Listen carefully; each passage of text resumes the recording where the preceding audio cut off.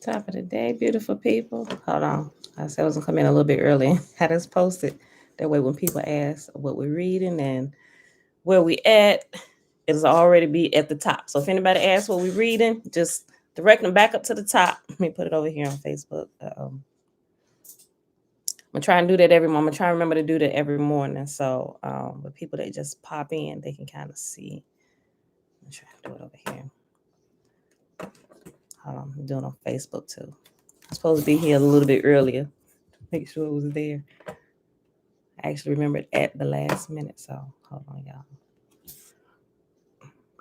Took my thing out my ear. Yeah, pop it out. Okay, see. Okay, comment section. Boom. C.I.A. document. Tiffany, hey girl, hey.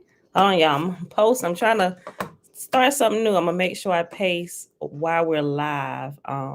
What we're reading from the Torah and the extra document or book that we're reading along with it. Hold on. All right. And because I generally post it after the video was done, but sometimes I don't get right to it because I have to do other stuff, and sometimes I'll update the video a little bit late. So I'm just trying to be a little bit more efficient. Okay, there we go. We got it in both places. Okay.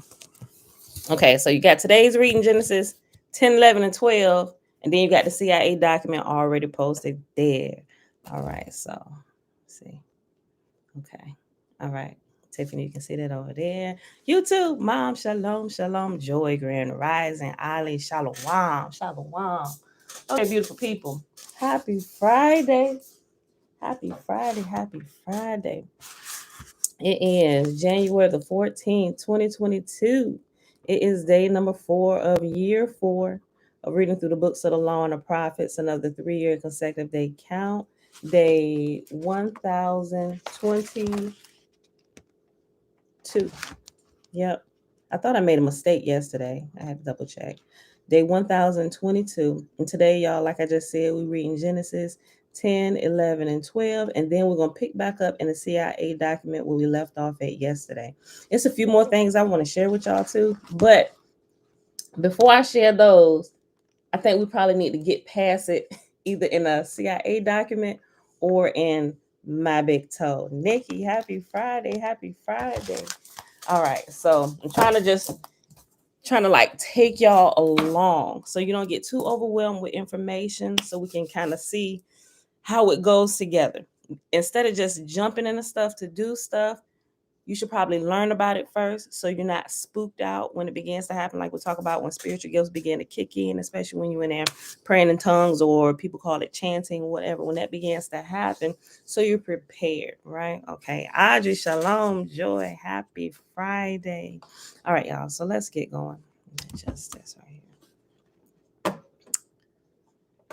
Go ahead and pull up the Shema, which is found. Everybody knows where. Deuteronomy chapter 6.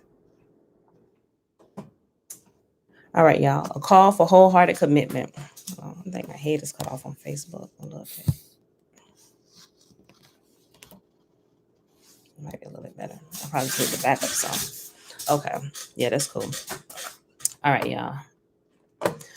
These are the commands, decrees, and regulations that Yahuwah your God commanded me to teach you. You must obey them in the land you are about to enter and occupy, and you and your children and grandchildren must fear Yahuwah your God as long as you live. If you obey all his decrees, commands, you will enjoy a long life. Listen closely, Israel, and be careful to obey. Then all will go well with you, and you will have many children in the land flowing with milk and honey, just as Yahuwah, the God of your ancestors, promised you. Listen, O Israel, Yahuwah, our God, he is one God. And you must love Yahuwah your God with all your heart, all your soul, and all your strength. And you must commit yourselves wholeheartedly to these commands that I'm giving you today. Repeat them again and again to your children. Talk about them when you're at home and when you're on the road, when you're going to bed, and when you're getting up. Tie them to your hands and wear them on your forehead as reminders. Write them on the doorposts of your house and on your gates. Yahuwah your God will soon bring you into the land he swore to give you when he made a vow to your ancestors, Abraham, Isaac, and Jacob. It is a land with large, prosperous cities that you did not build. The houses will be richly stocked with goods you did not produce. You will draw water from cisterns you did not dig, and you will eat from vineyards and olive trees that you did not plant.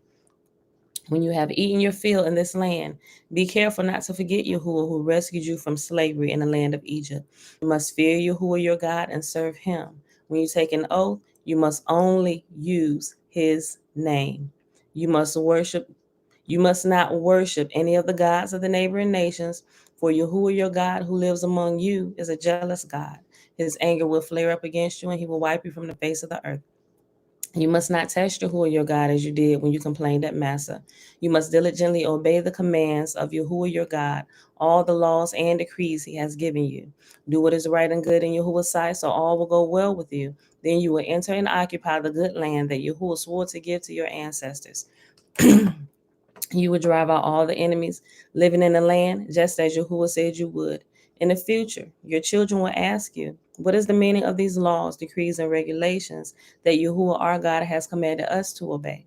Then you must tell them, we were Pharaoh's slaves in Egypt, but Yahuwah brought us out of Egypt with his strong hand.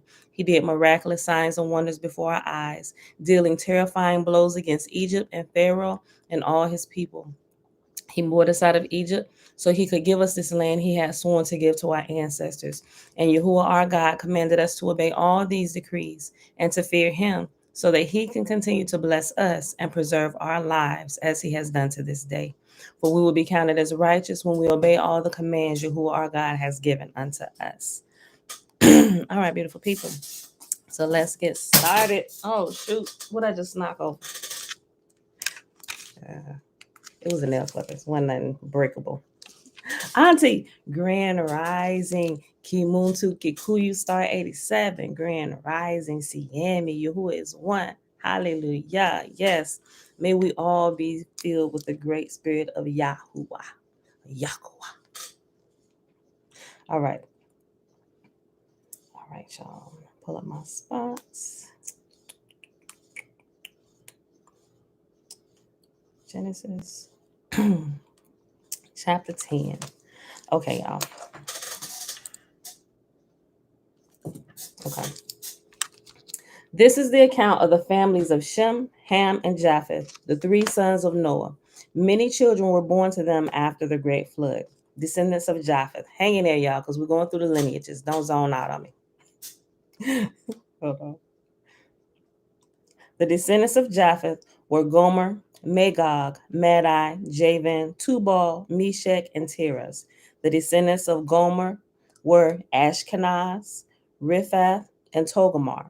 The descendants of Javan were Elisha, Tarshish, Kittim, and Rodanim. Their descendants became seafaring peoples that spread out to various lands, each identified by its own language, clan, and national identity. The descendants of Ham. The descendants of Ham were Cush, Mizraim, Put, and Canaan. The descendants of Cush were Seba, Havilah, Sabta, Rama, and Septica. The descendants of Rama were Sheba and Dedan. Cush was also the ancestor of Nimrod, who was the first heroic warrior on earth. Since he was the greatest hunter in the world, his name became proverbial. People would say, this man is like Nimrod, the greatest hunter in the world. He built his kingdom in the land of Babylonia with the cities of Babylon, Erech, Akkad, and Calneh. From there, he expanded his territory to Assyria, building the cities of Nineveh, Rehoboth, Kala, and Rezin, the great city located between Nineveh and Kala. And there's a lot more information on Nimrod in quite a few places. The Legends of the Jews, not Wars of the Jews, but Legends of the Jews. You can find some of it in the Book of Remembrance of Enoch. You can find some in Jasher. And there's a couple other resource manuals that is frowned upon by the church world that gives some more details from the account of the other people that were there, right? That they don't like to talk about, that were there, that were fighting against Nimrod. So, but okay. Mizraim, which is another name for Egypt. Mizraim was the ancestor of the Ludites, Ammonites, Lehabites, Nephatites, Perithites, Casluhites, and the Caphtorites, from whom the Philistines came.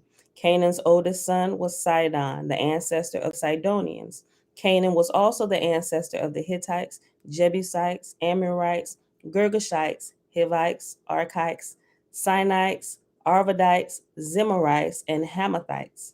The Canaanite clans eventually spread out, and the territory of Canaan extended from Sidon in the north to Gerar and Gaza in the south, and east as far as Sodom, Gomorrah, Admah, and Zeboim near Lasha.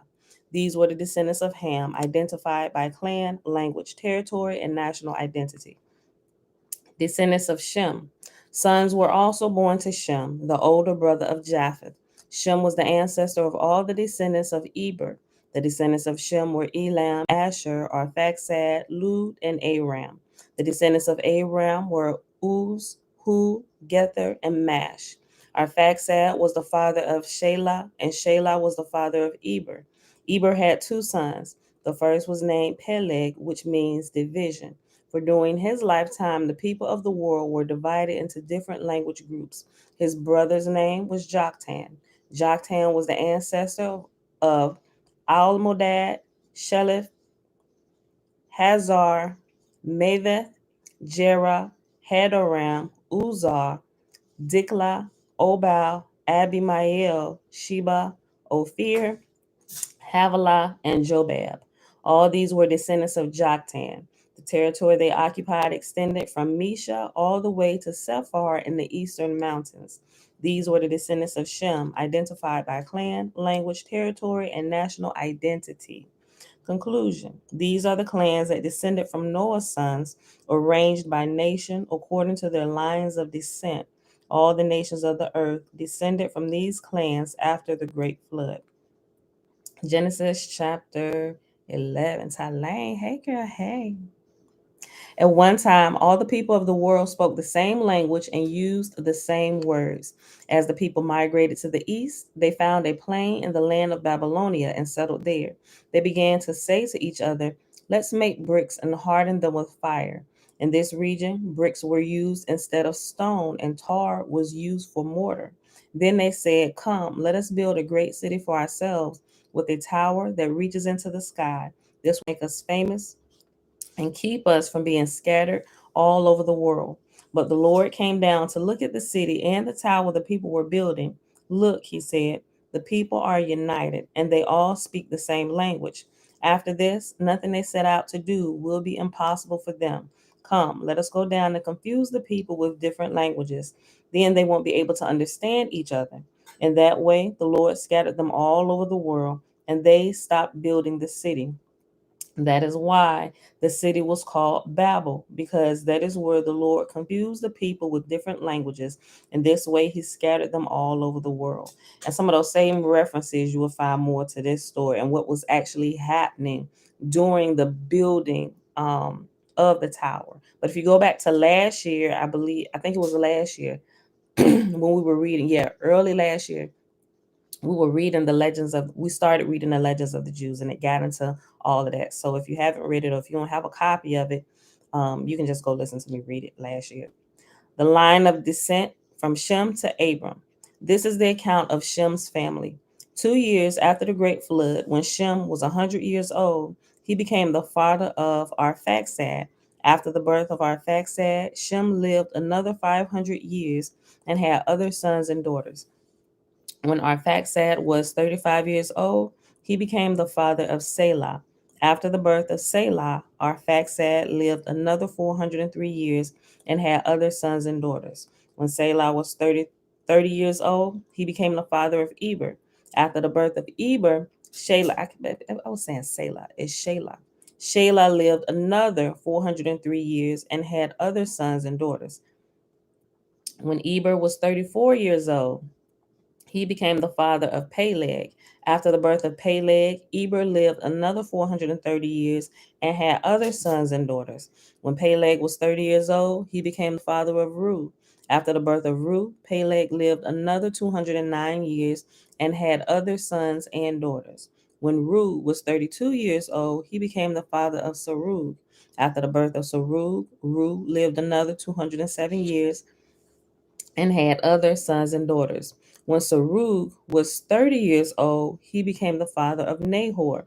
After the birth of Nahor, Serug lived another 200 years and had other sons and daughters.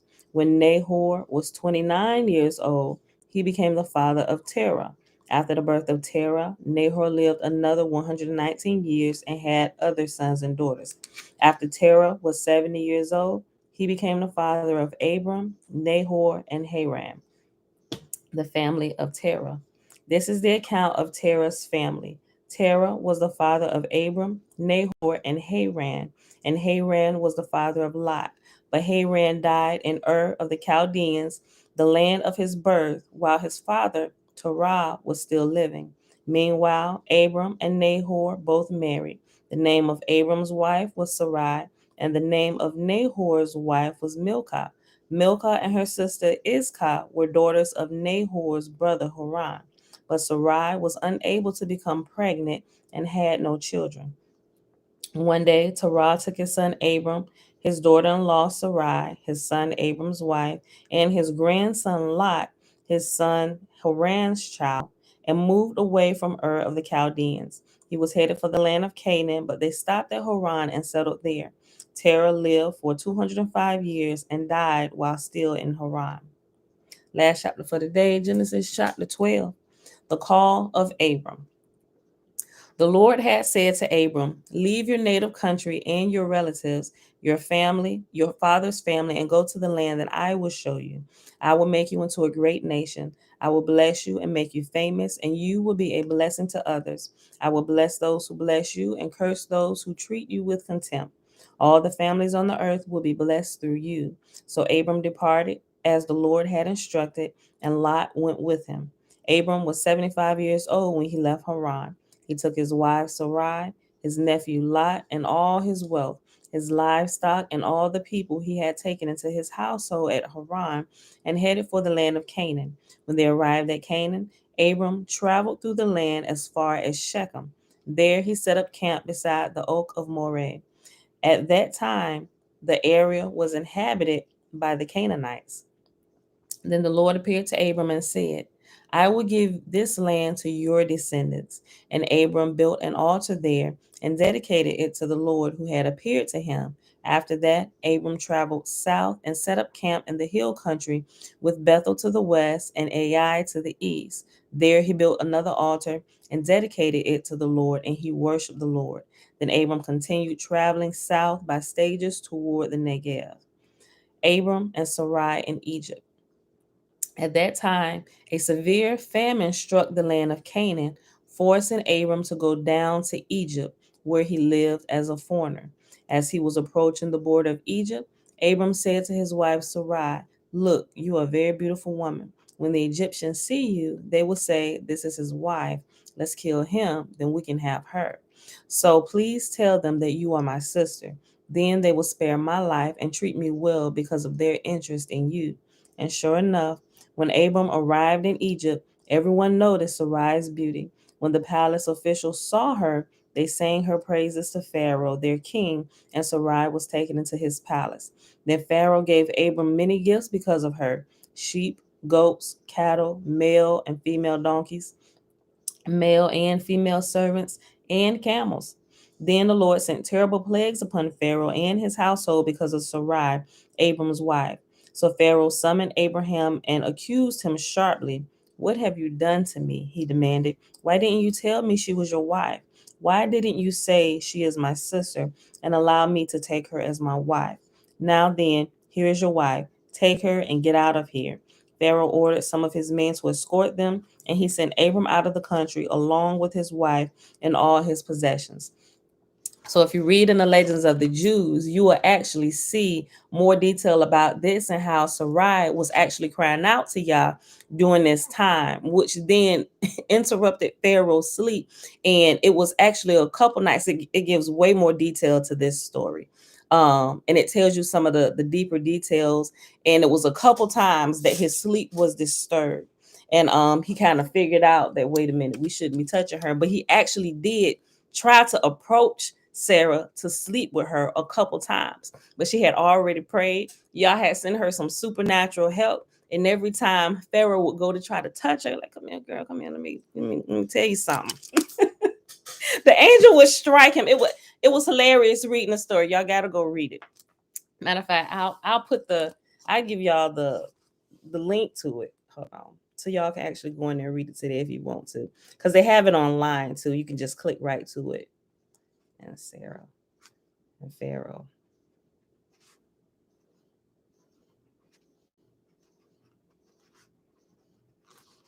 Okay. All right, beautiful people. So that's that. That was a pretty fast reading today. Okay, so I hope you enjoyed it. Let's go ahead and open up this document. If you don't have it, all the way at the top, I posted at the top. I'm gonna start posting the link to the stuff that we reading at the top. So if anybody come in late and they ask, what are we reading? It'll be there. So just direct them. If somebody asks, if I don't see it, just tell them go back to the top so they can see the portion of the Torah that we're reading, and also the link, if there is a link or whatever it is, where we're at, it'll be there too. Okay. Not my Kindle. No, it's not my Kindle. It's in my books. Sorry. Okay. Okay, so we stopped on this is on page 9 in the CIA document, and we paused at number 10, Energy Entrainment. Okay. You'll be reading on Shabbat. It's good, Joy. It's so good. Okay, so Energy Entrainment is number 10. As the body is turned into a coherent oscillator vibrating in harmony with the surrounding electrostatic medium, the specific exercises included in the gateway tapes enjoin the participant to build up the energy field surrounding his body, presumably by using energy from the Earth's field, which the body is now in training because of its ability to resonate with it. This puts the body's energy field into homogeneity with its surrounding environment and promotes movement of the seat of consciousness into the surrounding environment, partly in response to the fact that the two electromagnetic mediums are now a single energy continuum.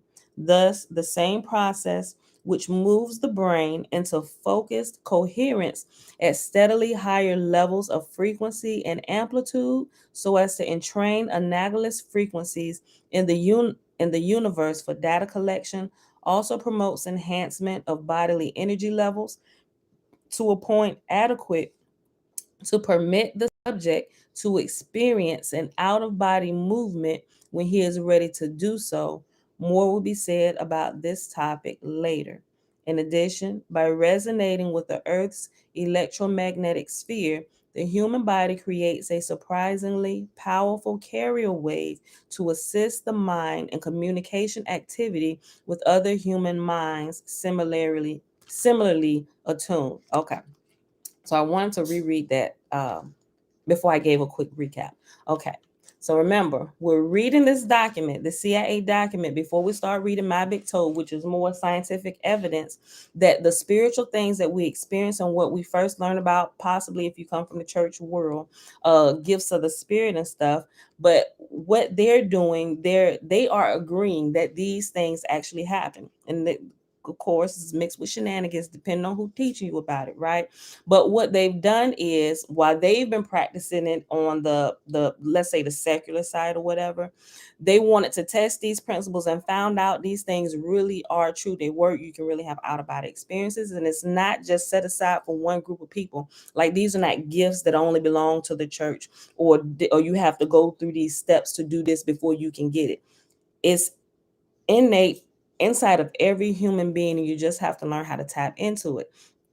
So what they did, even in their cover letter, like I mentioned yesterday, they said they tested these principles, and before they did it, they removed all the religious dogma from around it, because you got different religions and religious factions teaching about it, and they have their own religious dogma most of the time that they're put on it, so the religions are kind of pitted against one another when you really shouldn't be. You're talking about the same thing, you're just using different terms, and you stunt your growth altogether. You keep yourself separated, not realizing you're all doing the same thing.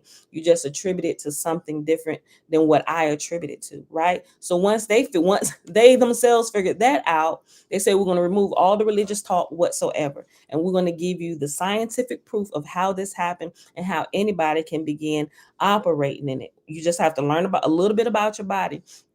And so a couple people been asking, like yesterday, somebody, when we was going over the binaural beats portion in here, do I recommend some, or could I give a link? I said I would give you some. What I did, I gave you a guideline, because I don't want people to say, oh, well, she picked this one as this. I don't want y'all to feel like I'm doing any kind of witchery over y'all. So I'm giving y'all guidelines so you can be diligent about what you're doing and take responsibility for your own life. I'm giving you guidelines that I know of, that I've personally experienced, on how to choose what's good and what's not so good for you, right? And you can begin to develop your own spiritual gifts. I'm just kind of here just giving you just a little bit of guidance based on my personal experience, not on anybody else's. If I'm giving you somebody else's experience, I'll let you know this is their experience, what I've learned from their experience, if I've learned anything. So for the last few days, because people emailed me that asked me, well, can you share something? Well, what do you know is safe, right? What's safe for me is based on what I understand at this moment. It may not be so safe, not that it's not safe, but hear what I'm saying. It may not be so safe for you at this moment if you don't understand all of what I understand. That's why I tell you, you just kind of educate yourself. When you educate yourself on what the process is, on what's actually happening, you will fare way better than somebody that's like, oh, that works, give it here, let me do it. Next thing you know, you astral projecting and you don't know how to get back inside your body. So my goal is not to just give you stuff just to go try. I want to teach you about it from how I understand it, in hopes that's kind of maybe not your starting point, but it'll help you in your research, so to speak, on how to navigate through the weeds and stuff, right? So you can make the conscious decision, so you can be fully conscious of your own decisions and what you're doing, and allow y'all just to guide you, because that's what I do. All right, Father, I don't know now, so I just kind of go through my training. What do I understand? Okay, I understand this about the body. This is the body. This is this happening, so. But saying all of that, what I will recommend, and simply because I like how he explains it, and he does the same thing, right? I was like, dude, I can probably share you. Now he will give you some tips on how to astro project. People been asking me forever, can you show me how? I'm just, because I don't really know what you're doing in your personal life, I don't want to give you something that could possibly harm you. And you go on astral project and your spouse come in there, you trying to figure out how to get back in your body, they think you dead, they can call the paramedics, and if you don't get yourself back in your body before too long, bro, you might, if you get back in your body, you might be waking up and you already in the grave. That's happened, people, because people have woken up in the morgue. So that's why I don't want to just like give you techniques. First, before any of this, we got to despookify everything. All the craziness that we learn in church. Oh, it's the devil this. Oh, you a witch, warlock. Oh, you practicing magic. No, what seems like magic to you is really a lack of understanding, right? It's a lack of understanding. Think about it. Over all the years, every time something new happens, or we come upon something new, it's like the fear of the unknown. And humans are so spooky, we scared of everything. I remember I had this book, I forget the name of it, and I lost, it's been so long. But it was a book of different inventions that were created through the years. When they were introduced to the masses, it was like a scary thing. And the bathtub was one of them, right? That tickled me so much, because remember that when they built houses, they just kind of built places, and then you had like an outhouse, right? But when the bathtub came on the scene, yeah, when I say it tickled me, it freaking tickled me. I'm like, if if the people who lived back in that day who called bathtubs a work of Satan, they would be appalled to know that we have one inside our houses now. But things like that, right? So it's like the fear of the unknown or a lack of understanding. So it's like everything we don't understand, we attribute it to the devil. And depending on what religious faction we're a part of, they don't help us any in our understanding. They just, yes, the devil, stay away from it because they don't know either. I'm like, Lord have mercy, Father help us all, right? So I said all that to say I am going to give you something. Yeah, School of Wizardry. Joy. Look, so I will give you something. Did y'all go back and watch? Did y'all have a chance? I know you have to purchase it because I'm not sure that there's a free version, but you can get it from Amazon Prime, and you can also watch it on YouTube. The Close Encounters of the Fifth Kind, not the other one, specifically the fifth kind. The doctor in that, Dr. Stephen Greer. When I watched it, I looked him up. Yes, I was like, what is this? What did they say? I had to go back to the movie, get the doctor's name, right? Because I like how for one, he's very level-headed, and he worked inside the government, and he has a lot of experience, especially with out-of-body experiences and things what we would call the spiritual gifts, seeing in the spirit, open visions. He had a lot of experience with it, and he actually, in what I'm gonna share with y'all today, to kind of help you out a little bit, because it despookifies some stuff. It'll give you, he don't call it astral projecting. He's going to teach you how out of body experiences happen and how you can practice it. Just some safe stuff anybody really can, right? You can practice it by yourself, but he's going to give you some basic information, which I've talked about. I was like, oh, I like those examples that he gave and how he walks people through. But it is it's on YouTube. I'm gonna share it after we get done, because I need y'all to listen to me. And I'm gonna tell you where to get right to it, because some people's like, look, yes, Dr. Stephen Greer, Joy,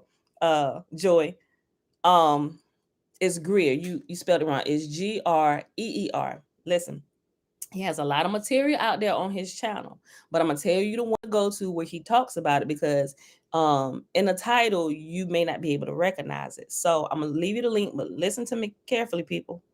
Okay, it's like when he taught it, it was it looked like he was in a conference room in front of a bunch of people.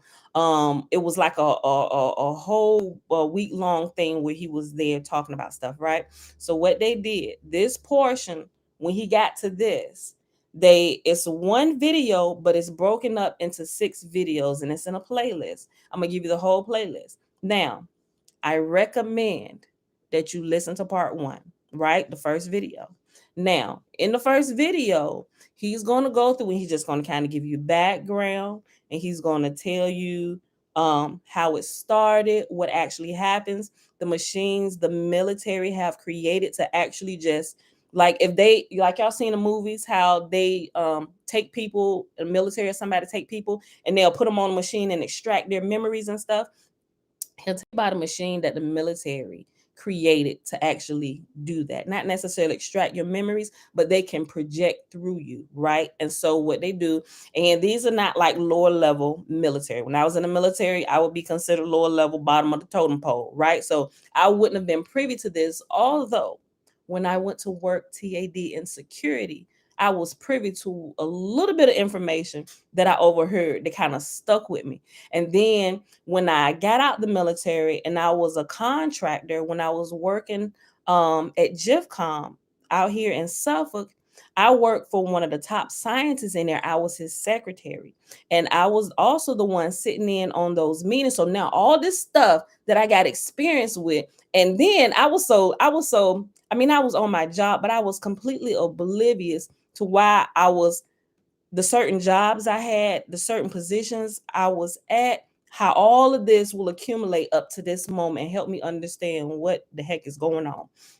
So I would have to be there at every Monday meeting where the scientists at GIFCOM would come in. Those ones that worked in the skiff, it's a secure area that you have to have like a top secret security clearance in. They was always doing this traveling, would come back, they would debrief on some of the things. Now, they would let me, well, they would let me stay in the meetings because I'm taking notes, right? They're using acronyms and stuff. But when they start kind of, I would say, like talking over my head, and I'm like, okay, yeah, they done switched into code words. Let me just go ahead and I'm typing what they're saying while I'm doing pretty much dictation, taking notes and stuff from the meeting and everything, because I would have to get the notes and then I would have to submit it to them. Okay, this is good. Okay, adjust this. All right, now disperse it to everybody. Right. So all of those things, I kind of kept deep within me. And so I'm thinking about it now. I'm like, holy crap, was this what they was doing? Oh, wait a minute. So I remember this. Oh, the weather machines he was talking about. Holy crap. Right. So all of this stuff now that I've experienced my military career, when I was a contractor for the government, when I got out of the military, all of this stuff is beginning to make sense now. I'm like, holy crap. Okay. So I said all of that. Don't just skip to the good stuff. So you can go in there and start astral projecting, or they call it remote viewing, right? You can do this. And I realized as he began to explain the process, I'm like, get dirty, that's what I was doing. I didn't call it that. I just knew that I just knew I could do that. It's just certain thing I didn't tell anybody about, but I know how to get information. I was like, okay, you don't want to tell me? I'm gonna get it. But I didn't want people to think I was weird. And I used to talk to my aunt. I would ask her questions. I was like, well, do you think it's weird that I know how to do this? She said, no, because my aunt has spiritual gifts. I'm not gonna name which one, but my aunt has certain spiritual gifts where she's able to see into the spirit, what church will call or whatever. So she was familiar with the stuff I was trying to explain without, I was trying to keep myself from sounding crazy, right? But things that he began to explain, I like him. And he's going to give you some pointers on how to do it and how to practice it safely without all the spiritual scariness, right? Without all the spiritual scariness. And where is Jen? Did she come in yet? Because she's been sharing some stuff with me that she's been going through. I think this would be Jen. You here yet? Let me know if you're here. If not, I'm gonna send her a message. I know she in California, so it's early there for them. But some things she's been experiencing, I think this would be really helpful for her, right? So I'm gonna share this with you. Watch it. It's like I said, it's 6 parts, and they're like the first one is like 50 minutes, the second one is 30 minutes, then the next one is they're in between. Nothing is over an hour, but they just broke up this particular section. They put it in 6 videos, so it's not like one long few hour video, right? So you can watch it in segments. But he really started getting into the nitty gritty of it on how to do it in video too.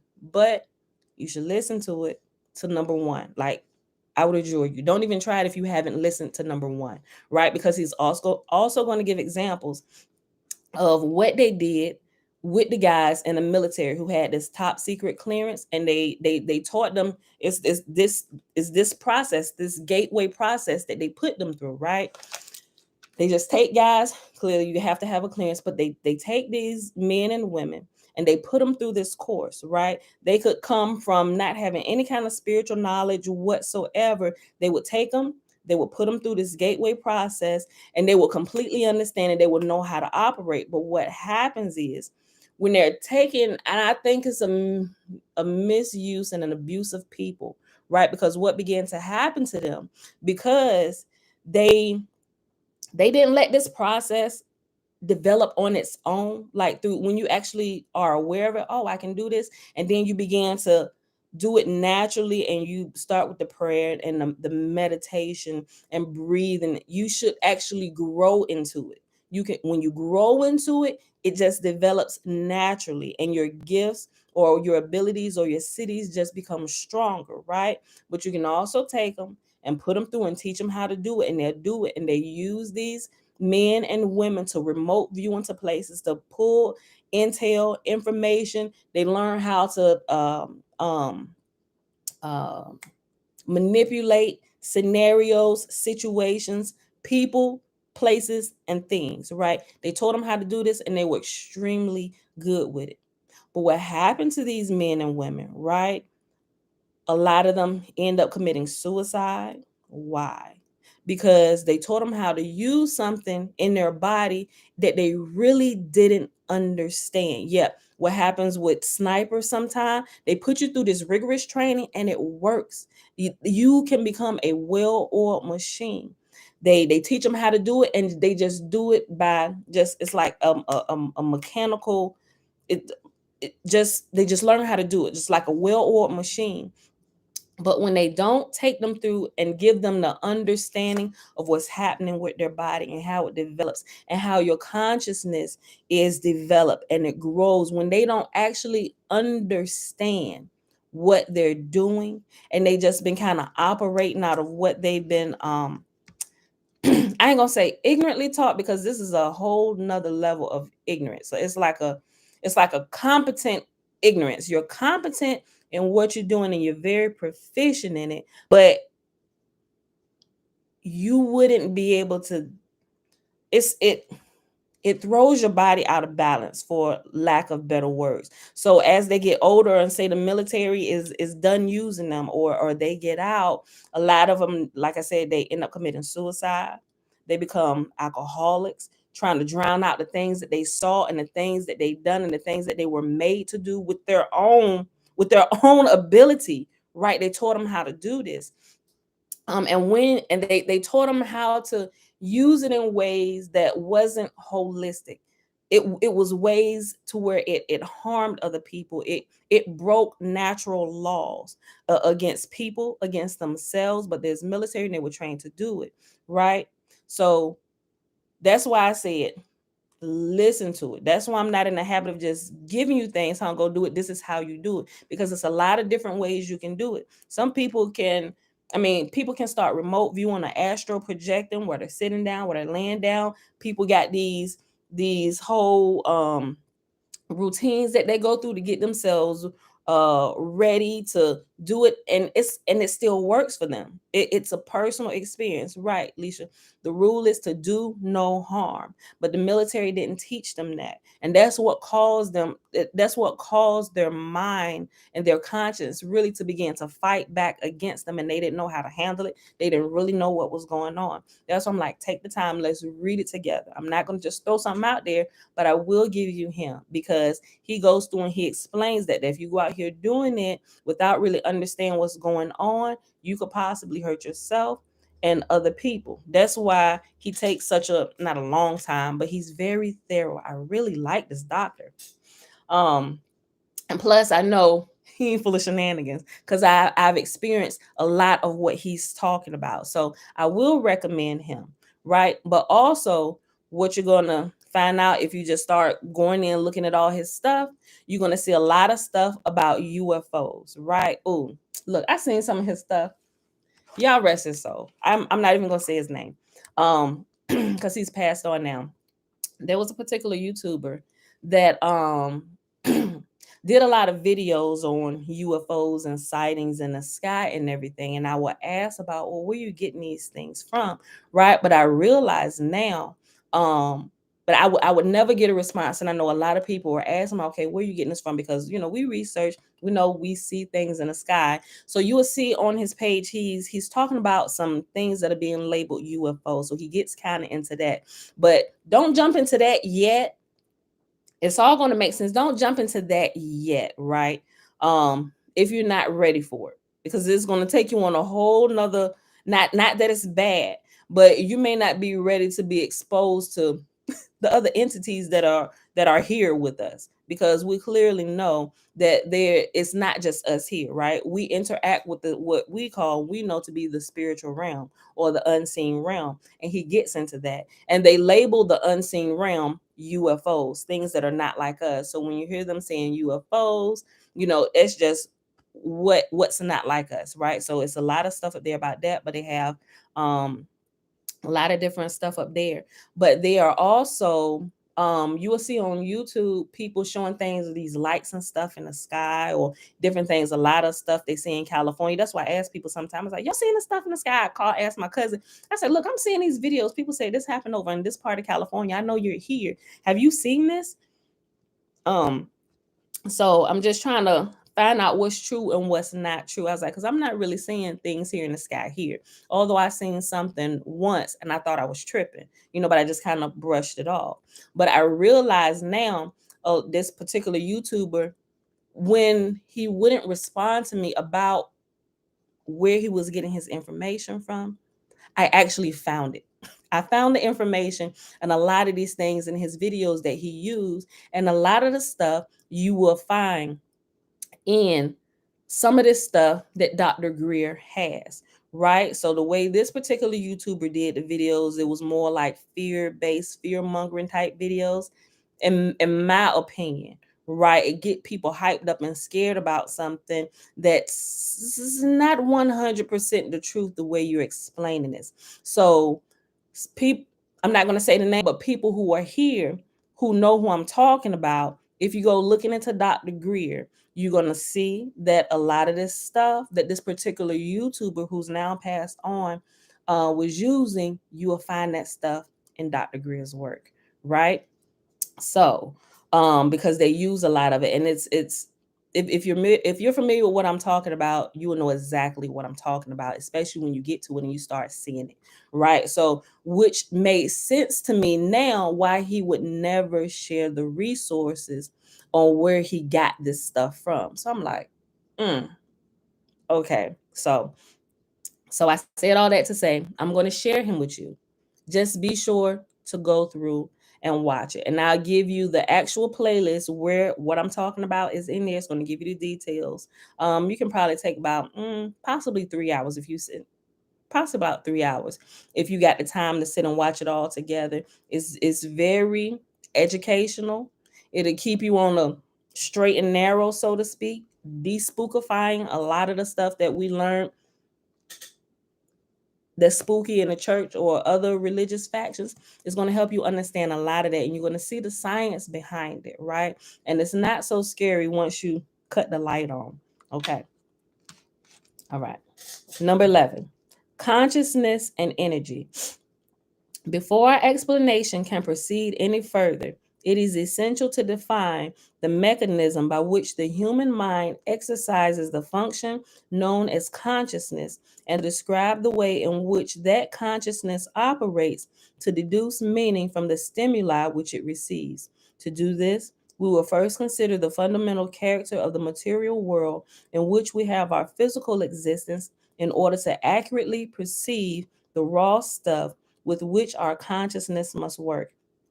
The first point which needs to be made is that the two terms, matter and energy, tend to be misleading if taken to indicate two distinctly different states of existence in the physical world that we know it. Indeed, if the term matter is taken to mean solid substance as opposed to energy, which is understood to mean a force of some sort, then the use of the former is entirely misleading. Science knows that both the electrons, which spin in the energy field located around the nucleus of the atom, and the nucleus itself are made up of nothing more than oscillating energy grids. Solid matter, in the strict construction of the term, simply does not exist.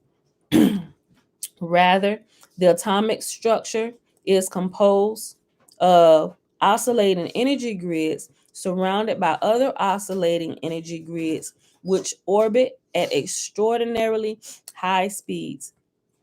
In his book, Stalking the Wild Pendulum, Itzhak Bentov gives the following figures. The energy grid, which composes the nucleus of the atom, vibrates at approximately 10, and it got to the 22nd power. And it's like learning math, that's powers. So it's 10, and up in the right corner is 22. So I'm going to say 10 to the 22nd power. Forgive me if I'm wrong. I might be a little ignorant. Okay. The energy grid, which composes the nucleus of the atom, vibrates at approximately 10 to the 22nd hertz, which means 10 followed by 22 zeros. At 70 degrees Fahrenheit, an atom oscillates at the rate of 10 to the 15, 10 followed by 15 zeros hertz. An entire molecule composed of a number of atoms bound together in a single energy field vibrates in the range of 10 to the ninth power hertz. A live human cell vibrates at approximately 10 to the third power hertz. The point to be made is that the entire human being, brain, consciousness, and all is, hold on. The point to be made is that the entire human being, brain, consciousness, and all is, like the universe which surrounds him, nothing more or less than an extraordinarily complex system of energy fields.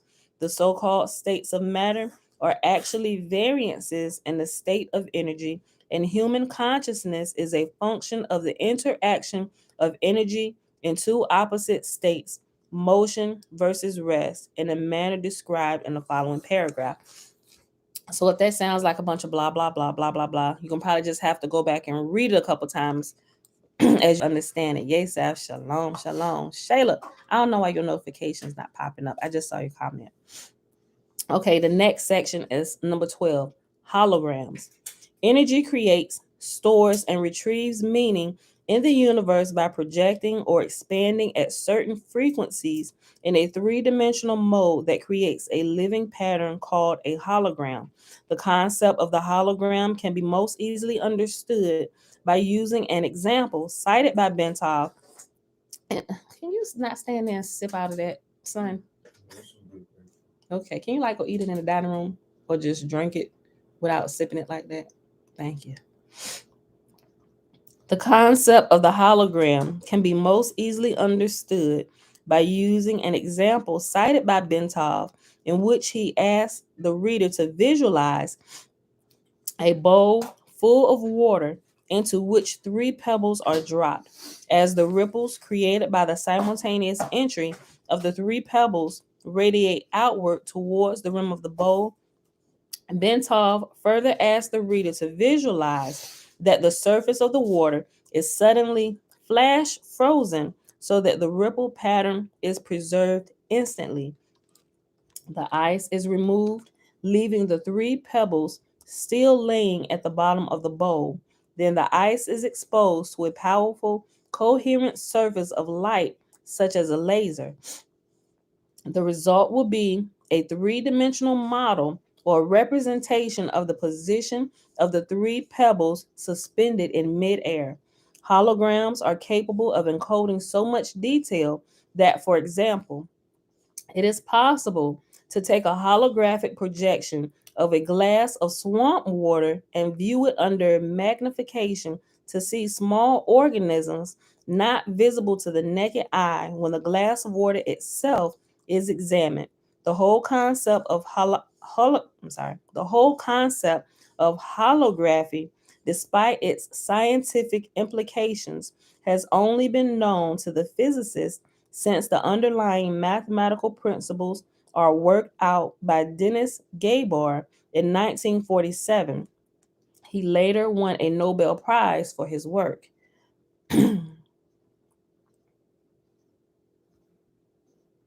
Laboratory demonstration of Gabor's work only occurred years later following invention of the laser. As biologist Lenyol Watson explains, quote, "The purest kind of light available to us is that produced by a laser, which sends out a beam in which all the waves are of one frequency, like those made..."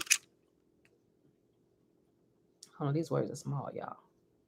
"Like those made by an ideal pebble in a perfect pond. When two laser beams touch, they produce the interference pattern of light and dark ripples that can be recorded on a photographic plate. And if one of the beams, instead of coming directly from the laser, is reflected first off an object such as a human face, the resulting pattern will be very complex indeed, but it can still be recorded. The record will be a hologram of the face." Number 13, the part encodes the whole. Of further importance is the fact that even if we dropped our frozen hologram of the ripple pattern on the floor and broke it into a number of pieces, each individual piece would recreate the entire holographic image all by itself. Let me read that again. Okay, the part encodes the whole. Of further importance is the fact that even if we drop our frozen hologram of the ripple pattern on the floor and broke it into a number of pieces, each individual piece would recreate the entire holographic image all by itself. I read it again because when I was reading it, y'all remember, did y'all watch Encanto? So remember when Matabelle, she went to Bruno's room, and you got all them stairs out there, and she found his vision or the hologram. And remember, she found a piece because it was broken. And she had to get all the pieces. But when she put the pieces together, when she got back to her room, it recreated the vision or the hologram. That's what I saw when I was reading this. Adaya Shalom, Marie Shalom by Twabu. Okay. The smaller piece, the fuzzier and more distorted, would be the resulting holographic projection, but the fact remains that the whole projection would be nonetheless made. The key to creating any hologram is that energy in motion must interact with energy in a state of rest, non-motion. In the foregoing example, the pebbles represent energy in motion, while the water, before its agitation by the pebbles, represents energy at a state of rest. To activate, or in effect, to perceive the meaning of a holograph, energy, in this case a coherent light source such as a laser beam, must be passed through the interference pattern generated by the interaction. Hold on. Let me read that again. Let's read the whole sentence. To activate, or in effect, to perceive the meaning of a holograph, energy, in this case a coherent light source such as a laser beam, must be passed through the interference pattern generated by the interaction between the moving energy and the energy at rest. In the simple example given by Bentov, this requirement was fulfilled by holding the frozen interference pattern in front of the coherent light to project the three-dimensional holographic image, its meaning, into space. As Marilyn Ferguson, editor of the Brain Mind Bulletin, tells us, quote, another figure of a hologram is its efficiency. Billions of bits of information can be stored in a tiny space. The pattern of the holographic photograph is stored everywhere on the plate, end quote. Number 14, the consciousness matrix. The universe is composed of interacting energy fields, some at rest and some in motion. It is, in and of itself, one gigantic hologram of unbelievable complexity. According to the theories of Carl Pribram, a neuroscientist at Stanford University, and David Bohm, a physicist at the University of London, the human mind is also a hologram which attunes itself to the universal hologram by the medium of energy exchange, thereby deducing meaning and achieving the state we call consciousness. With respect to states of expanded or altered consciousness, such as gateway uses, the process operates in the following way. As energy passes through various aspects of the universal hologram and is perceived by the electrostatic fields which comprise the human mind, the holographic images being perceived are projected upon those electrostatic fields of the mind and are perceived or understood to the extent that the electrostatic field is operating at a frequency and amplitude that can harmonize with and therefore read the energy carrier wave pattern passing through it. Changes in the frequency and amplitude of the electrostatic field, which comprises the human mind, determines the configuration and hence the character of the holographic energy matrix, which the mind projects to intercept meaning directly from the holographic transmissions of the universe. Then, to make sense of what the holographic image is saying to it, the mind proceeds to compare the image just received with itself specifically, and it does this by comparing the image received with that part of its own hologram which constitutes memory. By registering differences, by registering differences by registering differences in geometric form and in energy frequency, the consciousness perceives. See Exhibit 2 on next page. Okay, so I'm gonna go to Exhibit 2. If you got it, you can look at it. This is what Exhibit 2 shows. Make sure it's not blurry. Hold on, I'm gonna lift it up for YouTube in a second, but for Facebook, you can see it just in case you can't look at the document at the same time. So it's a head, like in this cube dimensional box, and it's cutting it into different hemispheres. Okay, so up here on YouTube, you should be able to see it now. Just in case you can't click on the link at the same time and listen while you're watching. Okay, let's go back. And it shows the left hemisphere conscious grid and the right hemisphere conscious grid. Okay. See Exhibit 2, next page. As psychologist Keith Floyd puts it, quote, contrary to what everyone knows is so, it may not be the brain that produces consciousness, but rather consciousness that creates the appearance of the brain. Number 15, brain in phase. The consciousness process is most easily envisaged if we picture the holographic input with a three-dimensional grid system superimposed over it, such that all the energy patterns contained within can be described in terms of three-dimensional geometry using mathematics to reduce the data to two-dimensional form. Dana said, wasn't it Jason Bourne that did something like this? They show all kinds of hidden gems and stuff in Jason Bourne. Probably so. I'm not sure specifically which installment of that series, that movie series you're talking about, but there's a lot of stuff in Jason Bourne. Okay. The consciousness process is most easily envisaged if we picture the holographic input with a three-dimensional grid system superimposed over it, such that all of the energy patterns contained within can be described in terms of three-dimensional geometry using mathematics to reduce the data to two-dimensional form. Bentov states that scientists suspect that the human mind operates on a simple binary go, no-go system to do all, as do all digital computers. I'll read that again. Bentov states that scientists suspect that the human mind operates on a simple binary go, no-go system, as do all digital computers. Therefore, once it superimposes a three-dimensional matrix over holographic information it wishes to interpret and reduce that information mathematically to two-dimensional form, it can completely process it using its fundamental binary system, just as any computer made by the hand of man can process volumes of data and make various comparisons between the data and information stored in its digital memory. Our minds operate in the same way, perceiving by comparison only.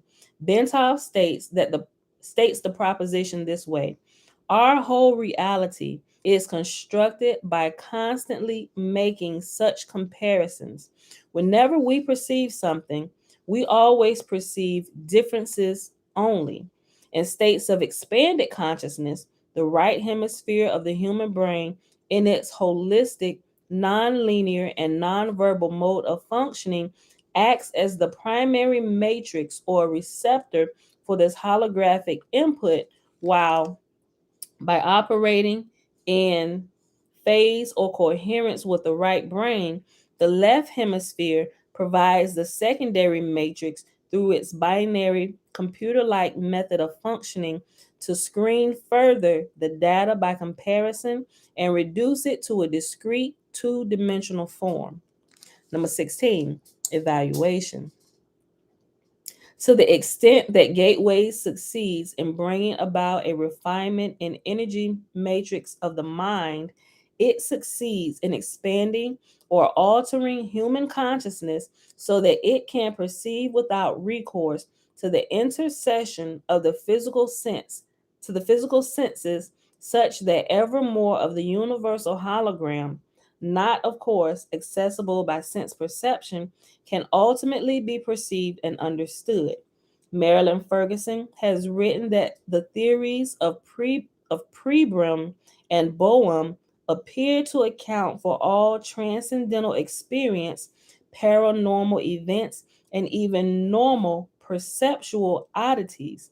She goes on to say of Abram, quote, he is currently he is proposing a startling, all-encompassing model that is generating considerable excitement among those intrigued by the mysteries of human consciousness. His holographic model marries brain research to theoretical physics.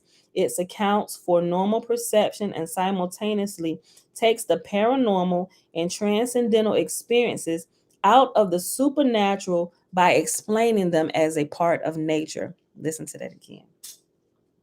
Currently, he is proposing a startling, all-encompassing model that is operating considerably that is generating considerable excitement among those intrigued by the mysteries of human consciousness.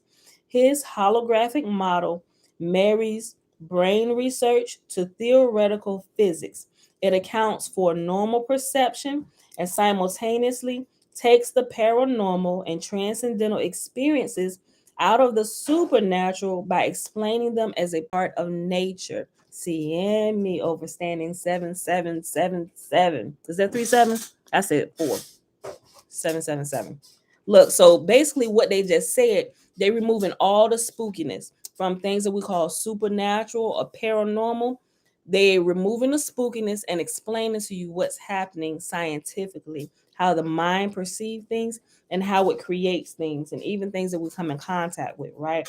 There's a way to figure all this out.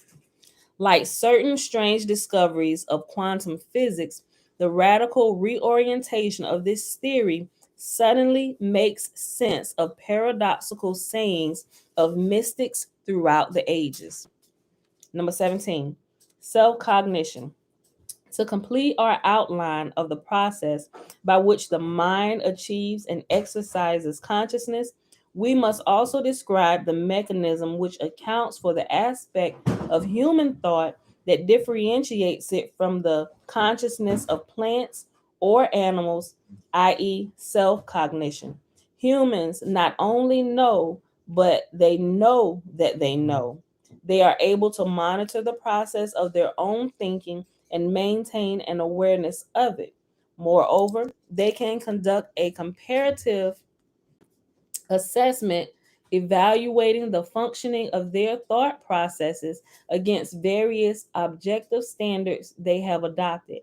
Human consciousness can do this because it has the capacity to duplicate aspects of its own holograms, project them out, perceive that projection, and put it through comparison with the memory aspect where its evaluation standards of measure are stored of its own hologram and measure or sense the differences using three-dimensional geometry and then binary go, no go, pulse to yield virtual cognition about the self. Number 18, time, space, dimension. Up to this point, our discussion of the gateway process has been relatively simple and easy to follow. Now the fun begins. Gateway involves more than just perception of those aspects of the universal hologram which can be accessed in the dimension of time space as we know it, to explain how and why human consciousness can be brought to transcend the limitations of time-space is the next task we must address. To do this, we must first appreciate what time and space are in order to understand how the dimensions that they constitute can be transcended. Physicists define time as a measurement of energy or force in motion. In other words, it is a measurement of change. However, in order for energy to be in motion, it must first be limited in some way within the confines of some sort of vibratory pattern so that its confinement gives it the capacity for being contained at a specific location which is distinguishable from other locations. And it has in parentheses space. Energy, which is not confined, is force without limit. I read it again. Energy, which is not confined, is force without limit, without dimension, without limits of form. It is infinity, cannot move because there is nothing beyond infinity, and is therefore outside of the dimension of time. It is also beyond space because that concept implies that a specific energy form is limited to a specific location and is absent from other locations. But if energy is in the state of infinity, there are no boundaries, no here to different, no, I'm sorry, no here to differentiate. I read the whole sentence again. Hold on, I'm screwing it up. I'm sorry. It is infinity, cannot move because there is nothing beyond infinity and is therefore outside of the dimension of time. It is also beyond space because that concept implies that a specific energy form is limited to a specific location and is absent from other locations. But if energy is in the state of infinity, there are no boundaries, no here to differentiate from there, no sense of area. Energy in infinity means energy uniformly extended without limit. It has no beginning, no end, no location. It is conscious force, the fundamental, primal power of existence without form, a state of infinite being. Energy in infinity is said to be completely at rest and therefore cannot generate holograms so long as it remains utterly inactive. It retains its inherent capacity for consciousness in that it can receive and passively perceive holograms generated by energy in motion out in the various dimensions which make up the created universe, but it cannot be perceived by consciousness operating in the created but it cannot be perceived by consciousness operating in the active universe. Energy in this state of inactive infinity is termed by physicists as energy in its absolute state, or simply the absolute. Between the absolute and the material universe in which we experience our physical existence are various intervening dimensions to which human consciousness is altered states of being. Let me start it over. Between the absolute and the material universe in which we experience our physical existence are various intervening dimensions to which human consciousness is in altered states of being may gain access. What? Hold on. Let me read that again. Energy in this state of an active infinity is termed by physicists as energy in its absolute state, or simply the absolute. Between the absolute and the material universe in which we experience our physical existence are various intervening dimensions to which human consciousness in altered states of being may gain access. Oh, okay, I get it now. I was reading it too fast and didn't understand what in the world I was saying. Okay. Theoretically, Human consciousness may continue to expand the horizons of its perceptual capability until it reaches the dimension of the absolute, at which point perception stops and the absolute generates no holograms of or about itself. Number 19, intervening dimensions. Since the absolute is conscious energy in infinity, i.e., without boundaries, it occupies every dimension to include time space dimension in which we have our physical existence, but we cannot perceive it. It overlays everything, as do many of the intervening gradients or dimensions through which the energies of the universe pass on their way to and from their home in the state of infinity, the absolute. To enter these intervening dimensions, human consciousness must focus with such intense coherence that the frequency of the energy pattern which comprises that consciousness, i.e., the brainwave output, can accelerate to the point where the resulting frequency pattern, if displayed on an oscilloscope, would look virtually like a solid plane. Achievement of this state of altered consciousness sets the stage for perception of non time space dimensions because of the operation of a principle in physics known as Planck's distance. I'm gonna have to look that up because I told y'all, because I'm experiencing some different things while in meditation, right? I gotta look this up. Planck's, hold on. That might help me understand something that I've been experiencing. Okay. Achievement of this state. Let me read the last two sentences. Okay.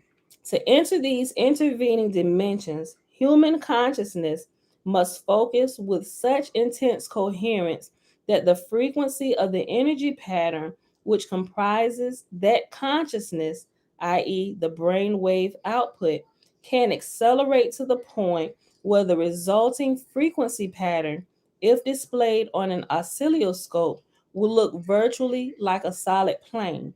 Achievement to this state of altered consciousness sets the stage for perception of non-time space dimensions because of the operation of a principle in physics known as Planck's distance. This is an aspect of quantum mechanics which applies to the fact that any oscillating frequency, such as a brain wave, reaches 2 points of complete rest, which constitute the boundaries of each individual oscillation, i.e., movement up or down. Without these points of rest, an oscillating wave pattern would be impossible, since the points of rest are required to permit the energy to change direction and thus continue vibrating between rigid limits. But it is also true that when, for an infinitesimally brief instant, that energy reaches one of its 2 points of rest, it clicks out of time space and joins infinity. See Exhibit 3, next page. Okay, so if you go click over to the next page, well, you probably can't do it while you listen to me. Okay. So right there for Facebook, I'm showing Facebook first. Make sure is that blurry?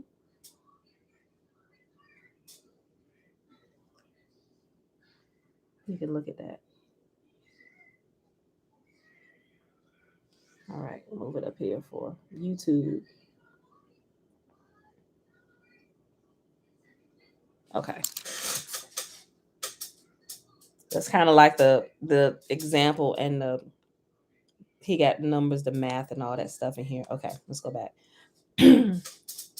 This is an aspect of quantum mechanics which applies to the fact that any oscillating frequency, such as a brain wave, reaches 2 points of complete rest, which constitute the boundaries of each individual oscillation, i.e., movement up or down. Without these points of rest, An oscillating wave pattern would be impossible since the points of rest are required to permit the energy to change direction and thus continue vibrating between rigid limits. But it is also true that when, for an infinite, the same word, infinitesimally brief second, or for an instant brief moment, that energy reaches one of its 2 points of rest and it clicks out of time space and joins infinity. See Exhibit 3, next page. That critical step out of time space occurs when the speed of oscillation drops below 10 to the negative 33rd power centimeters per second Planck's distance. To use the words of Bentov, quote, quantum mechanics tells us that quantum mechanics tell us that when distance go below Planck's distance, which is 10 to the negative 33rd centimeter, we enter, in effect, a new world. To return to our case in point, the human consciousness wave pattern reaches such a high frequency that the pattern of click outs comes so close together that there excuse me, I gotta take a sip of water, that there is virtually continuity in it. And I think that's what was happening. I definitely got to look up Planck's distance. Okay. Let me read it again. I'm sorry, y'all. To use the words of Bentov, quote, quantum mechanics tells us that when distances go below Planck's distance, which is 10 to the negative 33rd centimeter, we enter, in effect, a new world.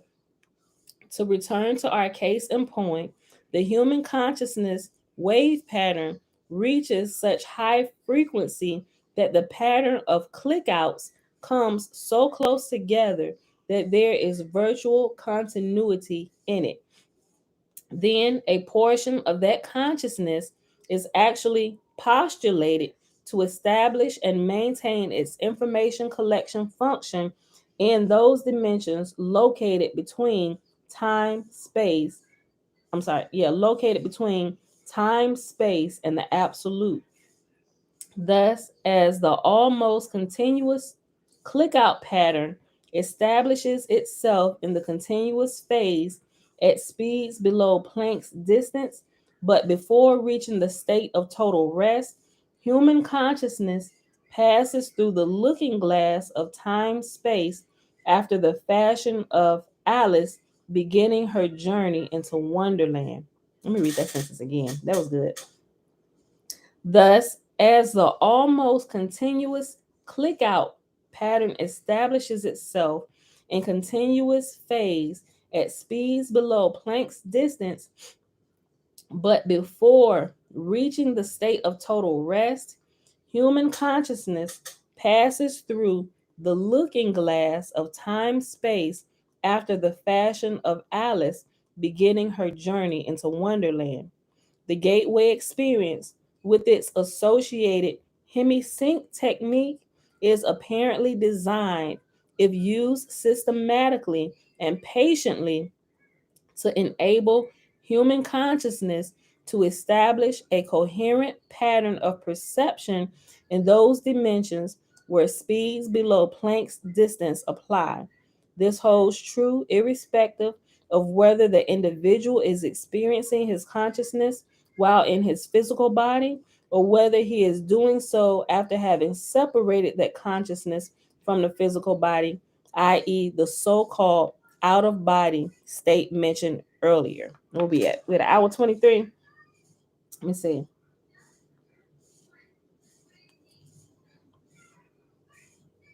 Oh, maybe I read up to 22. Woo. Well, let me read up to 22. Okay.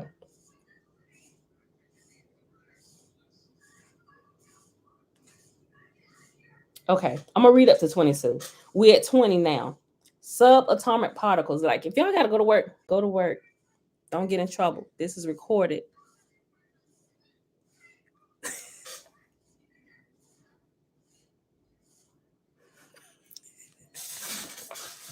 Trina, go to work.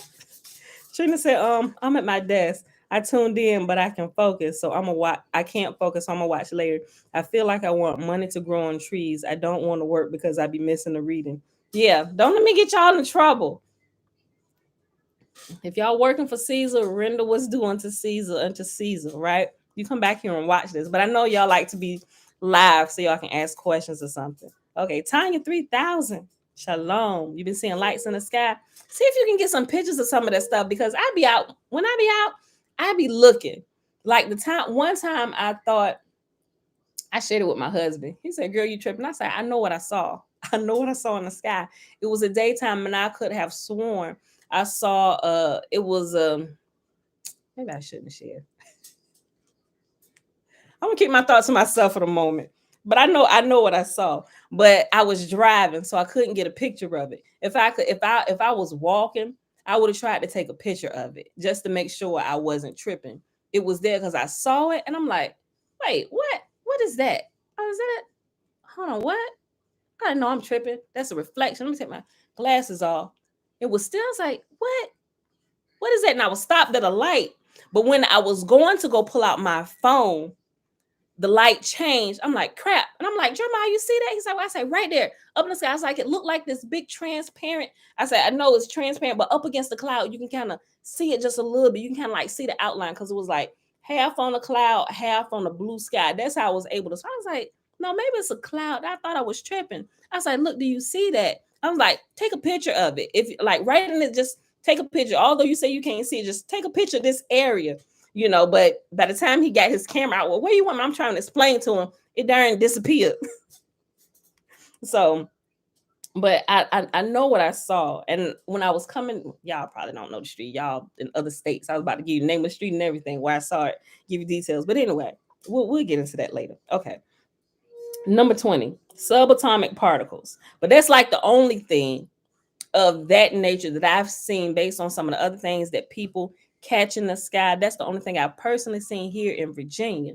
But I know here in Virginia, they heavily spray the skies. Like yesterday, the last couple of days, it was crazy the way they spray the skies. Because you can tell the difference between the chemtrails and the contrails.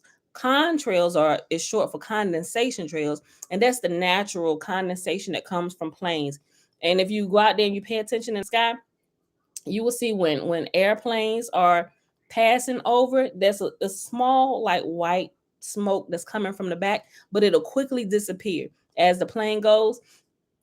It just disappears. It never stays. Chemtrails, which is short for chemical trails, are those ones that stay in the skies. Those long white streaks, as planes out, long white streaks spraying the skies, and then they stay there. They stay there and they begin to expand, and they cover the sky. They normally sometimes they start early, but they're really trying to cover up the night sky, which is very intriguing to me. And I'm wondering what they're truly trying to cover up, because when they spread it'll block out the sun, like the stuff that they create. It'll block out the sun like regular clouds would if the sun goes behind the clouds. And it'll also cover up the moon. And when it covers it up, you will notice, well, clearly if you just pay attention to nature, it causes everything to cool down. So I'll be paying attention to a lot of this stuff, but it'll completely cover the sky. It's unnatural. They're like unnatural clouds or cloud spread in the sky from those chemtrails, right? So, all right. Number 20, subatomic particles. The behavior of subatomic particles provide an interesting example of the phenomenon of clicking out discussed in the preceding paragraphs. In an article prepared for Science Digest magazine, Dr. John Gliedman mentions the way in which subatomic particles communicate with each other once their energy fields become entrained as a result of colliding with each other. The communication concerned is, of course, postulated to be occurring during the click-out phase, and the oscillating of energy fields comprising the subatomic particles concerned.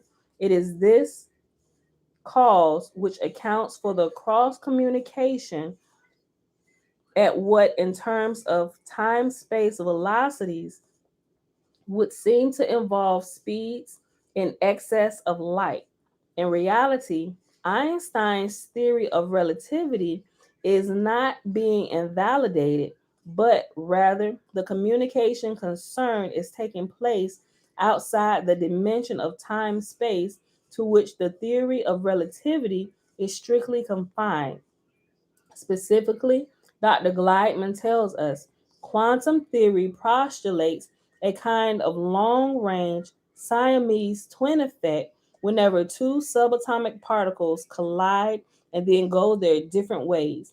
Even when the particles are halfway across the universe from each other, it says they instantaneously respond to each other's actions, and in doing so, they violate relativity's ban on faster than light velocities. Indeed, regarding attempts to quantify what is known about the behavior of energy in dimensions apparently outside of time space, Bentov speaks about, quote, courageous physicists who are working on hypothetical particles called tachyons, which can move at speeds higher than light. The speed of tachyons start just above the speed of light and ranges all the way to infinite velocities, end quote. Number 21, dimensions in between. Now that we have postulated the legitimacy of assertion that the energy forms which compose consciousness can move beyond the time-space dimension, we need to turn our attention to the energy forms which inhabit those dimensions between time, space, and the absolute. In doing so, we may better perceive the form that reality assumes when we encounter it in those intermediate dimensions. In this context, Bentov tells us that, quote, the casual relationship between events breaks down, movements become jerky rather than smooth. I read it again. The casual relationship between events break down. All right. The casual relationship between events break down, movements become jerky rather than smooth. Time and space may become grainy or chunky. Perhaps a piece of space can be traversed by a particle of matter in any direction without necessarily being synchronized with a piece of time. In short, a pair of events in either time or space, the pair not being connected casually but by a random fluctuation. End quote.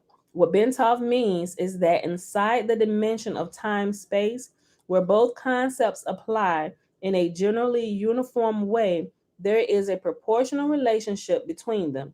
A certain space can be covered by energy moving in either particle or wave form in a certain time, assuming a specific velocity virtually anywhere in the time space universe. The relationship is neat and predictable. However, in the intermediate dimensions beyond time space, the limitations imposed on energy to put it into a state of oscillating motion are not uniform as they are in our physical universe. A myriad of various distortions and incongruencies are thus likely to be encountered, such that our nice, neat assumptions concerning the relationship between time and space as we know it in this dimension do not apply.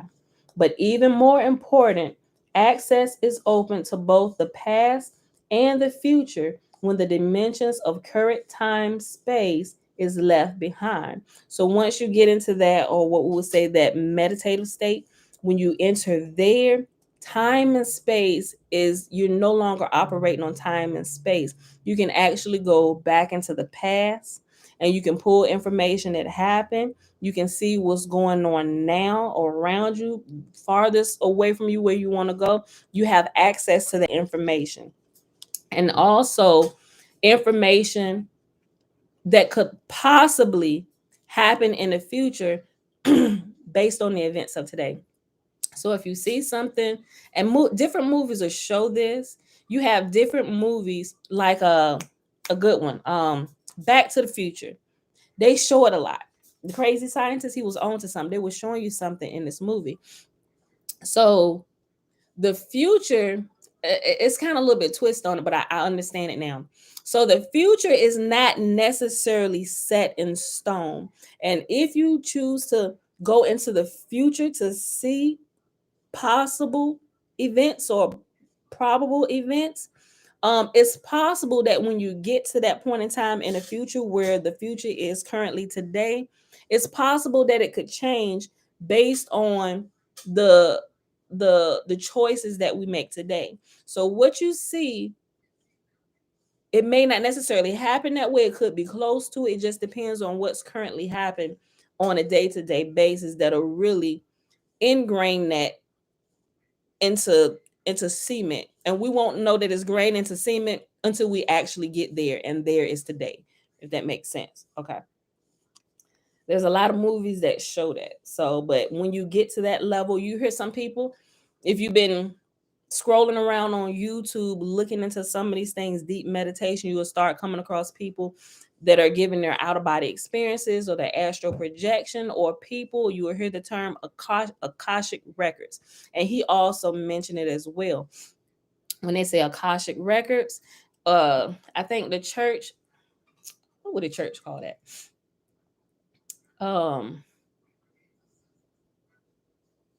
I would just say wisdom right from y'all, things that happen in the past. So you get a, say you praying for somebody or something, and you get a download of something that that happened in their past. Or say somebody comes to the altar for healing, and your gift is operating. You may not necessarily know all the specifics about it, but you just know how to use it, right? You got the keys and you know how to use it. And you're able, some people, they'll lay their hands on people and they'll actually be able to see different things that happened in their life and in their childhood that brought them here today. That would be considered, it's like prophecy, or the gift of knowing, right? That's what the church would call it, a couple of those things, or divine revelation, something like that. That's how that's happening. And so in other places, they would call that tapping into the Akashic records, or reading the Akashic records of things that's happened in the past, right? So you're actually able to do that when you get there, and when you get to that point of meditation or prayer or whatever you want to term it, when you get there, that's when that level of information and knowledge, and words of knowledge. Thank you, obedience. Yeah, words of knowledge. That's what the church called it. Words of knowledge, other like the occultic, or they call it new age, whatever. Terrible terms. They say they're going to tap into the Akashic records to see what happens. And you'll also notice, if you ever watch anything, or you come in contact, or you know people who read crystal balls, or read your palms and stuff like that, that's all they're doing. That is all they're doing. There's nothing spooky about it. They just term it differently. And because you don't know what they're doing and you haven't learned how to do it yet, they make money off you. Okay. What Bentov means is that inside the dimension of time-space, where both concepts apply in a generally uniform way, there is a proportional relationship between them. A certain space can be covered by energy moving in either particle or wave form in a certain time, assuming a specific velocity virtually anywhere in the time-space universe. The relationship is neat and predictable. However, in the intermediate dimensions beyond time, space, the limitations imposed on energy to put it into a state of oscillating motion are not uniform as they are in our physical universe.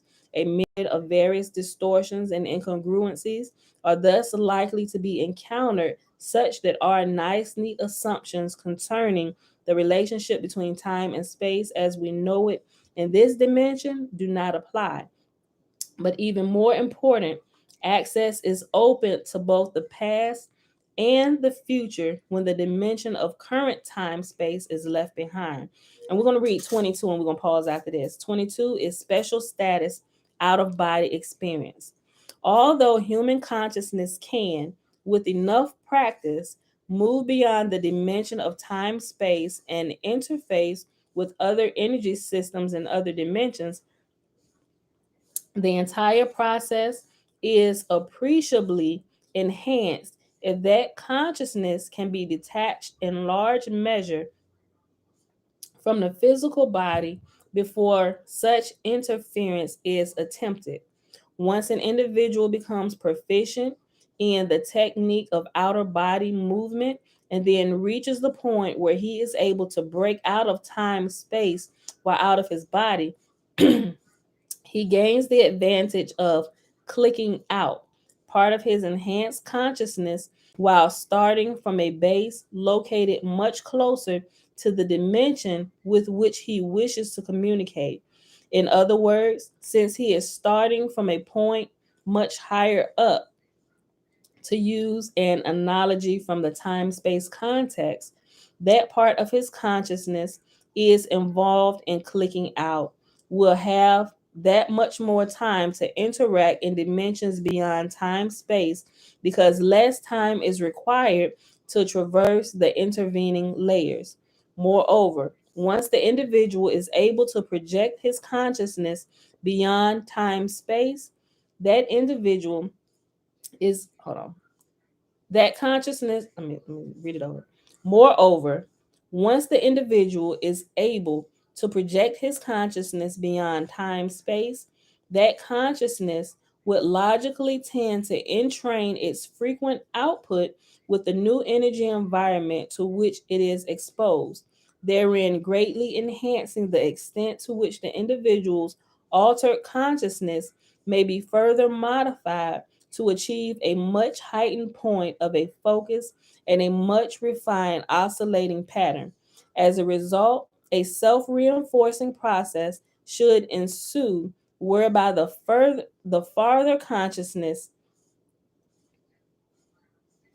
in the out of body state can be projected beyond the time space dimension, the more its level of energy output would be enhanced, thus promoting the potential for still further travel. The tentative conclusion to be drawn is that the out of body state may be regarded as an extremely effective way of accelerating the process of enhancing consciousness and of interfacing with dimensions beyond time space. If the practitioner of the gateway technique has a choice of concentrating on achieving and exploiting the out of body experience as opposed to concentrating his full efforts on expanding his consciousness exclusively from a physical base, the former would appear to promise much faster and more impressive success than does the latter. And that is where we're going to end at today. At the end of 22, we'll pick this back up tomorrow because we over our time today. All right, y'all. So if you got it and you want to keep reading ahead, just read ahead. You know, sometimes may have to read something a couple times before it actually clicks in with you. So sometimes I have to read stuff over. Either I'm reading it too fast or reading it too slow and I'm not understanding what I'm reading. And you should do that. Make sure you truly understand what's being said. I know they're gonna start using a lot of scientific words, but I think they did a good job after they give them scientific words, they give you like an example, for example, to kind of help you stay on course with them, right? Okay, so I hope y'all enjoyed that today. I will share those two things I said I was going to share with you. When we was reading the Torah, I told you I was going to share the links from some of the bigger story with Abraham and Sarah and some of the deeper things that was happening when Pharaoh was trying to get him some from her, when the angels slapped him up a little bit. I'm going to share that. And I'm going to also share Dr. Greer's particular training about it's church calls it out of body, other places call it out of body, but it's also called remote viewing. So if you go googling around and YouTubing, you'll find some people's personal experiences. And I would recommend. Okay, I would recommend, like, if you're trying to really get familiar with it, especially if it's been happening to you, but it's been happening kind of like by default. You find yourself there, you don't know how you got there, so you can kind of get control over your gifts. Because when it start happening to you, it's probably time for you to understand what's happening to you, so you can begin using on purpose. But as you grow and develop, some things will just automatically begin to arise and begin to happen inside of you. And I wish we had grown up with teachers who were very well versed and trained in a lot of these things. So as they begin to happen to us, we know what's going on, and we don't think we're losing our mind or we crazy and stuff, because we're seeing things other people can't see. We're hearing things other people can't hear. But it's a natural process that should begin to happen in you. You'll find it happening probably. I can't even say that. I've seen it. It just begins to happen, but you will tend to notice it if you're on a path to spirituality, so to speak. I ain't saying being religious. If you're becoming a more spiritual person, removing all the religious dogma and stuff, you'll begin to notice some things. And it would be helpful to have teachers. So I looked around, I was looking at different people's out of body experience. I'm like, okay, what did you do? So it's some funny ones up there, some scary ones up there, but take it. Don't try. I'm gonna try and be a good teacher. I'm gonna tell y'all not try and use their methods.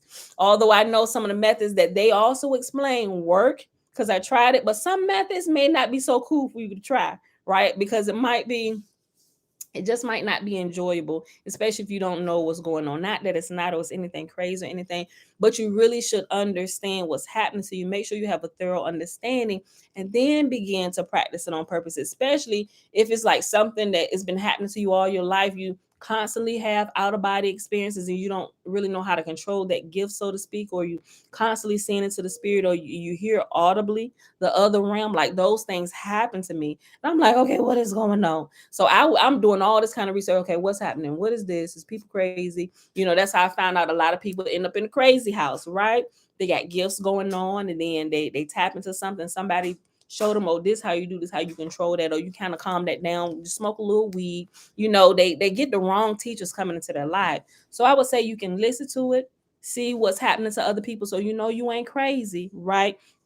But learn about it from somebody that's going to give you a good scientific explanation, so I can go into it. Because like I said, I'm a data and facts person. I'm taking notes, I'm tracking, because I need to know I ain't being led astray, and I'm gonna find myself in a dark corner somewhere and I ain't got the tools to get out, right? So that's why I like the things that I share with you.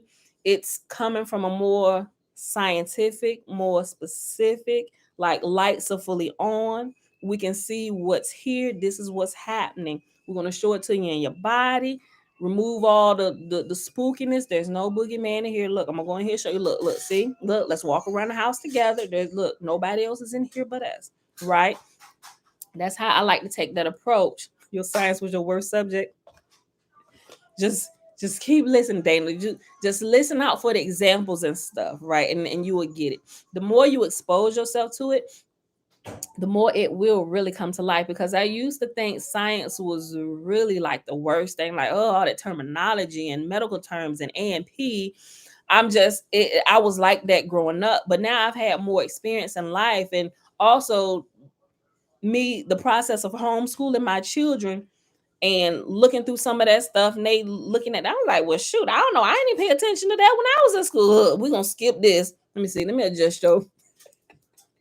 I'm like, man, pull yourself together. You can't do this, So, but I actually relearned a lot of stuff in science by going through my children in their kindergarten, their first grade, and second grade. Like, I had to go all the way back to grade school. Let me look at it. Oh shoot, cumulus nimbo clouds. So seriously, I had to take it all the way back there. So my understanding is progressive. Seth, ayahuasca. I be pronouncing it wrong. Yeah, the new phenomenon of out of body experience.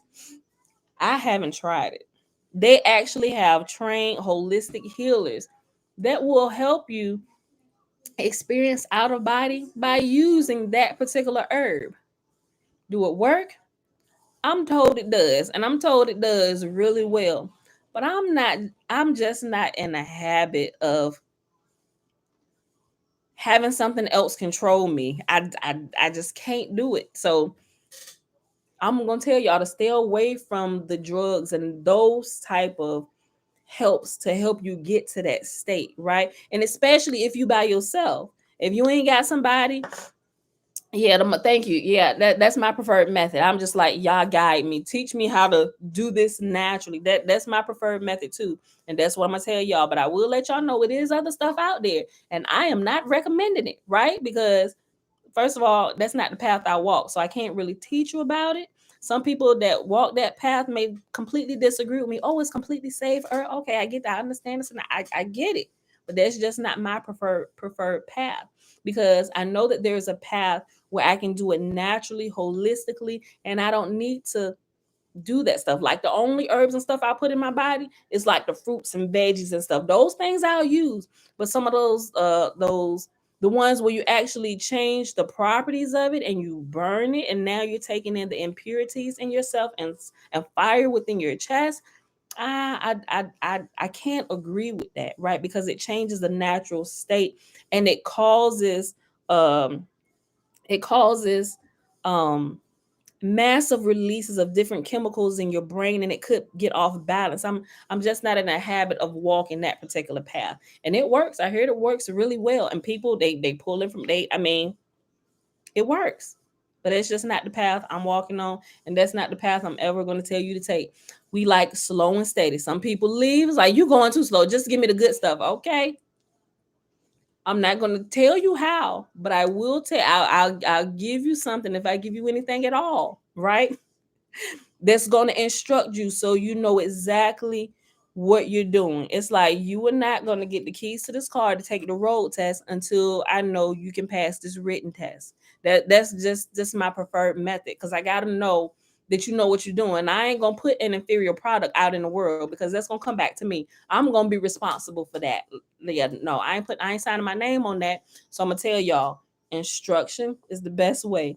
Let wisdom be your mother, right? Get understanding, get the raw data and facts. It takes a little longer. It may take years, but I guarantee you it's a road well traveled. And by the time you get to the points of wisdom, you'll be able to identify everybody who took unauthorized shortcuts, right? You're going to see them in all kinds of craziness that you were kept from because you learned the manual way and you did it appropriately. You learn about different pitfalls and stuff, because you can see people running ahead being foolish, leaving class early. Oh, yep, they told us about this. Yep, I'm gonna learn from that. Yep, case in point. All right, I'm gonna keep steady my my slow little jog like the tortoise, and just observing, right? So we may go a little bit slower than other people, but I'm telling you, it'll keep us safe. And maybe it's just me, because I come from a background where I'm extremely scary, right? And maybe that was a good thing, but I'm gonna make sure all those that's coming with me, we ain't gonna get into no trouble here, right? You know, I might be moving a little too slow, so you might want to go find another group, because I ain't that. At times where I know we can sprint, we can run. Oh yeah, I know this. I've been here. Come, let's go. Let's pick up speed a little bit. When we need to slow down, let's slow down. Make sure everybody understands. That's just the road I take. That's how we do here, right? If I'm going too slow, I'm sorry. We just gonna keep going slow, but we're gonna get there, right? So I'm gonna share Dr. Greer's stuff with you about the outer body and why he does some deeper explanation, but not so deep that you can't understand it. He'll really keep your attention, because he's going to add in a lot of personal stories. What he, like I said at the beginning, what he's seeing that they do to the military men and women, what happened to them when they push them, they just like give them the keys, go. We'll show you how to get a working knowledge of this and just go. And he's gonna he's gonna share the details on how that was bad for them, because they didn't let that process happen naturally in their body. The military takes something in our natural body and they speed up the process so they can control it.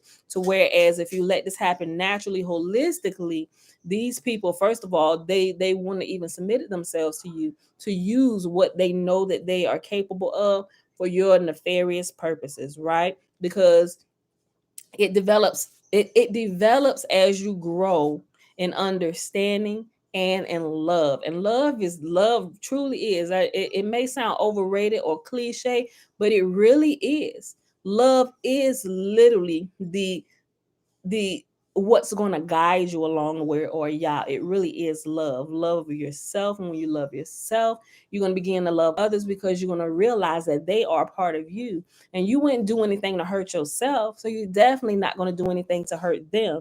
And as you begin to operate like that, those gifts will begin to sharpen, and they'll come more alive, and you can practice them more, and they'll become proficient, right? So, and you can become efficient in it. So with that being said, we'll go ahead and get out of here. We almost at 2 hours, and Bella ain't came down these stairs yet. So I'm gonna go ahead and end this, right? Because I got a couple things that I have to get done today. All right. So y'all, the blessing, remember, it is found in Numbers chapter 6, verses 22 through 27.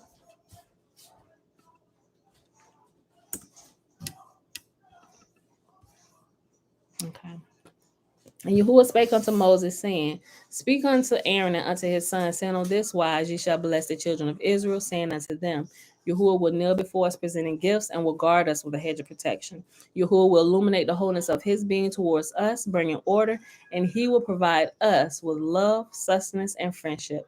Yahuwah will lift up his wholeness of being and look upon us, and he will set in place all we need to be whole and complete.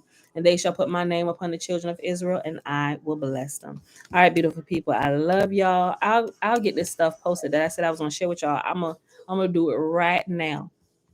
All right, so I'll share with you. Make sure you're looking at the right stuff, and remember, listen to his first video in the playlist. It's 6. It's not that long, but the first one is the longest. He's given a lot of good detail and stuff, but he actually started getting into the nitty gritty of it, starting at 2, 3, and 4 is extremely good. It's extremely good, and he gives some working exercises and stuff. Is safe, and he goes through and make sure you understand it thoroughly before you do it, and what's happening, right? And I thought it was good. I thought it was really good. It's nice. It's not too long. It's nice, sweet, and to the point where you can understand it, and there's like really no room left for, wait a minute, I still have questions, so give me a couple minutes, and I'll post it in the community section on YouTube and in the chat box under this video today, and I'll post it on a separate post on Facebook, and also in the chat section of this video today. So, all right, beautiful people, I love y'all. See y'all back here tomorrow morning, 7:30, because it's Saturday, 7:30 a.m. Eastern Standard Time. Bruce. Bye, y'all. Thanks for hanging out. Shalom, peoples. You're welcome, yourself. See y'all tomorrow.